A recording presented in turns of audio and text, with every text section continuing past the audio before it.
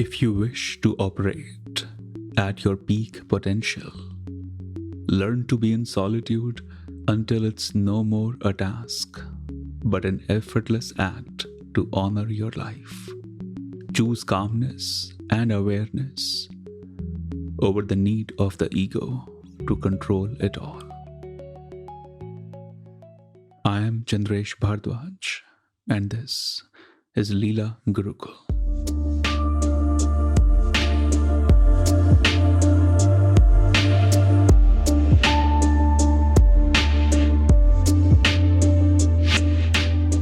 Namaste everyone. I hope you're feeling relaxed.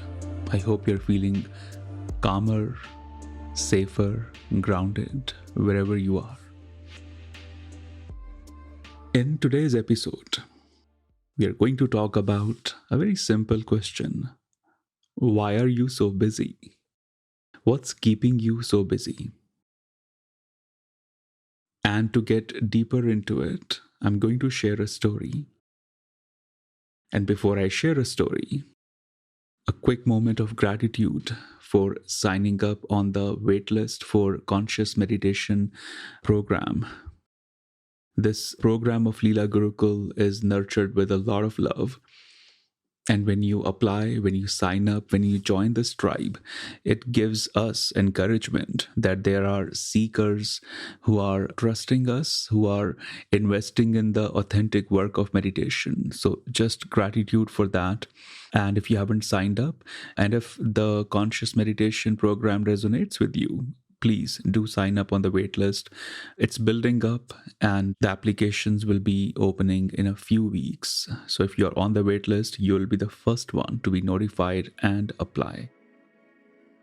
Now coming back to the busy life and the story. Imagine yourself in this story.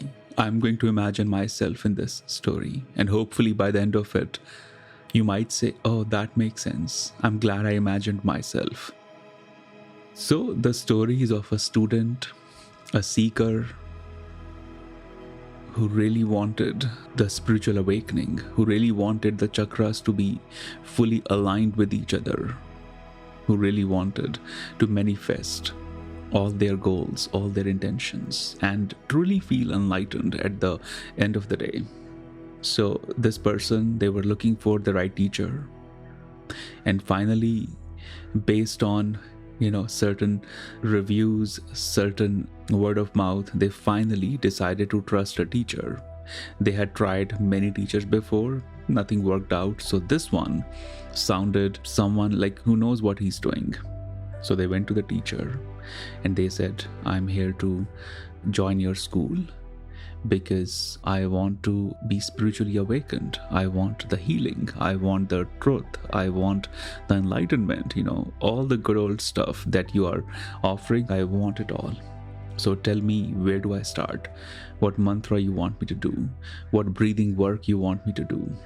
And the guru, the teacher, looks at this person and he says, there's a few steps away. Why don't you sit by the tree today and come back tomorrow? And tomorrow, the seeker comes back again and he says, tell me, what should I do today? And the teacher asked, did you sit by the tree? And the student said, yes, I did. In fact, I sat there until the complete sunset. You asked me to sit by late afternoon. I even sat few extra hours. And tell me what to do. And teacher said, why don't you sit by the tree again? He said, same tree? I think maybe I can do something different too. And teacher said, okay, sure. There's a tree on the left side of that tree. Why don't you sit there? And student comes back and the teacher, he said, what do I do today? And the teacher says, why don't you water the flowers today? Why don't you get the water from the river and just, offer to the cows and the animals in the ashram, in the school? And that went on. And finally, the student, the seeker, they got a little frustrated and they said, I have a confession to make. And the teacher's like, yeah, go on. And the seeker says, before coming to you, I had been to plenty of schools, plenty of teachers, and Every other day when we go out to get the stuff, I pass by the neighboring spiritual schools. And they're doing a lot of stuff. Like even the way they breathe, I can hear it out loud. It's intense, it's powerful. They're doing the mantras. I mean, my last teacher, he would tell me to keep my crystals all out on full moon and wear a certain color on a particular night and chant a certain mantra on different nights. And the guru says, okay, I'm still listening. What's the problem? And he said, you are not doing any of this. And that's just, it's not working out with me. And the teacher says, oh, so that's the problem. You're not putting the crystals out. You're not chanting a certain mantra. You're not wearing a certain kind of clothes. You don't have the meditation bead yet. Is that the problem? And the seeker says, kind of. It's been many days. And all you're telling me every day is sit there in silence, go there in silence, water the plants. I mean, anyone can do this here. You don't know. I am a very ambitious seeker. I can chant a mantra for 18 hours a day. I can build that room that you want to build in your school, in like 1 week. You don't know my potential. So give me something that I can absolutely do. And the teacher is like, you should have told me this. So you know what? No more sitting by the tree. No more sitting, in silence. No more watering the plants. I'm going to give you the mantra today. And start doing this mantra tonight, but do it out on the terrace. Do you want to know why? And the seeker said, you know what? No, because I know the mantras are intense and you want me to do it right under the night sky, right under the stars and the moon. And the teacher smiles. He said, absolutely, you got it. So start doing the mantra. And before the student started going on the roof to do the mantra, the teacher called him. He said, I forgot to tell you one detail. When you do the mantra, you might experience maybe hundreds or thousands of monkeys in your meditation, or maybe in your sleep. I don't know. I never know when they show up. Either they'll show up in the meditation, either they'll show up in the sleep. I never know. But just letting you know, they might come, and there might be hundreds or thousands. And the seeker says, why would hundreds and thousands of monkeys will show up? And the guru says, I don't know. Maybe you should ask the monkeys when they show up. And the seeker is like, yeah, okay, I'll do it.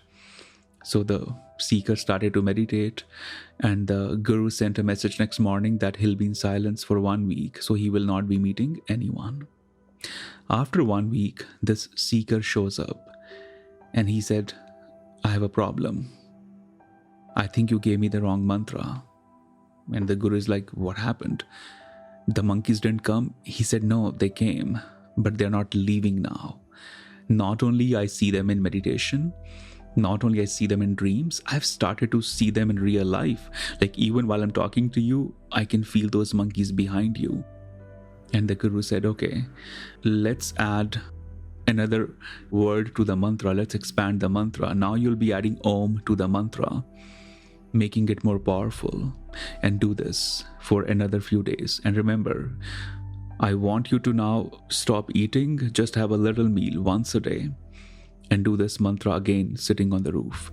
And the seeker is like, thank God, now I can see you got a control on it, and I'll start doing it today, and I'll not eat even one meal a day. You're telling me eat little, just one portion a day. I'm not going to eat anything today. So Guru is like, okay, sure. I mean, if that works well for you. So the student started doing the mantra meditation, and he again comes back after a few days. And the guru is like, I hope you're feeling happy. And the student said, I have a bigger problem. Until now, the monkeys were just showing up. Now they're talking to me. And he said, monkeys are talking? That must be fun. And he said, it was fun until they were talking, but I have started talking back, and now we are having conversations. And I never thought starting meditation would put me in this state. What's going on? I need to figure this out. I need to end this non-stop chatter with the monkeys. And the guru said, if I suggest you something, you're going to tell me this is not what I signed up for. So I don't even know what to suggest you now. And the student said, I trust you. Please help me Help me get rid of these monkeys, and I'll just follow you. Anything you say, I'll trust. And the Guru says, why don't you sit by that tree on day one where you sat? Sit by that tree, relax, and start eating your meals. And the seeker said, okay, sure, that's all. The Guru said, absolutely, eat 3 meals a day, sit by that tree, and we'll talk in few days. Student comes back after few days, and he said, everything is gone. That's a miracle. How did you do it? Did you send me some energy? And the Guru responded. The Guru said, the chaos you were experiencing was the need of your ego to be busy, to manifest something powerful in this spiritual path. Because it doesn't matter, you could move to a spiritual school or to the best teacher, you still carry your home on the shoulder. You still bring the same drama, the same templates, the same terms and conditions to whatever you do. So whatever term and condition you were holding with your partner, with your friends, the same contract you brought to your spiritual path.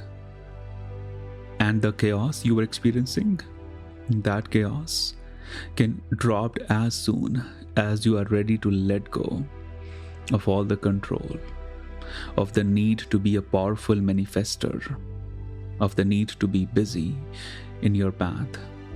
When you are ready to be nobody, that's when you become somebody in this path. And now, continue to relax, trust, and show up for how life wants to play with you. The point of this story is to simply realize that so much of our trouble arises because we are afraid to be with ourselves. We don't want to be with ourselves. And this is why Sunday is such a tough day for many people.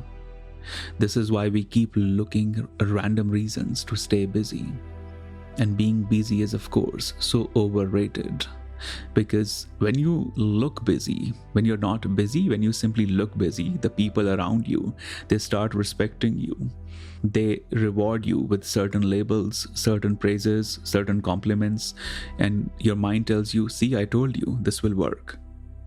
And many times you come from a culture where in the family, they don't know how to relax. Maybe because they went through a very tough time and relaxing wasn't part of that narrative, and they felt they need to work hard 24/7 in order to survive.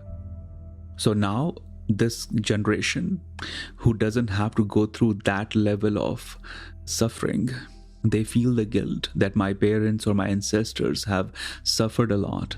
So if I relax by the beach, if I simply write poetry today, that's just wrong. And sometimes your parents will make sure to tell you that all you do is go on hiking, running, doing your writings, having just fun with life. And when we were of your age, we went through so much hard work, we went through so much hustle. So sometimes it's that guilt narrative that continues to put you in this pressure of staying busy. In this particular case, I know more men than women who have this pressure to stay busy 24/7 because the male figures in their family, they have gone through that 24/7 busyness. And this conditioning creates an interesting pattern in us where we don't know what else to be. We don't know what we would do if we are not busy. And slowly, gently, unconsciously, this habit of staying busy start to become your ego pattern. Your ego starts to feel good when you're busy. And you could be busy in the most toxic things. You could be busy in the most self-destructive things. You could be busy in reading or contributing to the collective anxiety, the terrible narrative, the division narrative in society. But your ego feels good because you're doing something. Lately, I started to do something really interesting, and I'm surprised the effect it has. Whenever I used to drive, I would play music or maybe some, interesting talk, conversation on my YouTube or podcast. But lately, I don't play any sound in the car. I just drive car. That's all. And it has absolutely changed my relationship with solitude, my relationship with my silence. Because when I arrive where I need to arrive, I feel relaxed. I feel just creative, just carrying this beautiful empty space where I can receive and give. And every day, in every way, I'm loving this non-playing of any sound in the car. And if you wish to try this, of course, go ahead. But I would even recommend that you try not to play a music when you do yoga, not to play music when you work out, not to play music when you meditate. Just be with your silence. And soon you'll start to see the difference with it. My fear is that when you keep telling yourself that I need to be busy, mind will believe that narrative, and mind will keep creating those circumstances where you're 24/7 busy, but you're busy in things that are not nurturing you. You're busy in things for the sake of it. You're busy in things simply because you need to satisfy some narrative in the head. And being busy is very different than being productive. And these two things are very different than being creative. And this is the conclusion for today's talk. Instead of being busy, start being creative. The ego would love when you are busy. The ego would love when others will validate that busyness.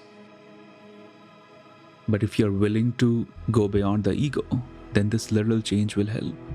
And if you continue to be validated by the talk of ego, then continue to be busy. No one will stop you, because unfortunately everyone around you is suffering from that busy problem.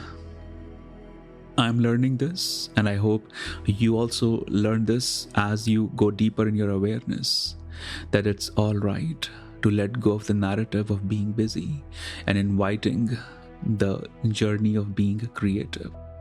And now, when I say being creative, your mind will create new problems. The mind will say, oh, so being creative means, do I write songs? Do I sit in a park and paint?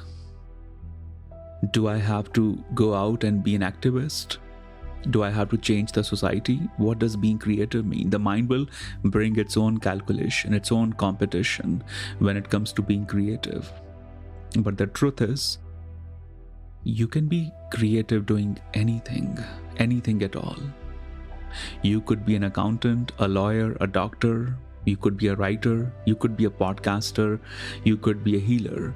Creativity, thankfully, doesn't belong to just one profession, to just one choice of career. I know lawyers and accountants who are super creative.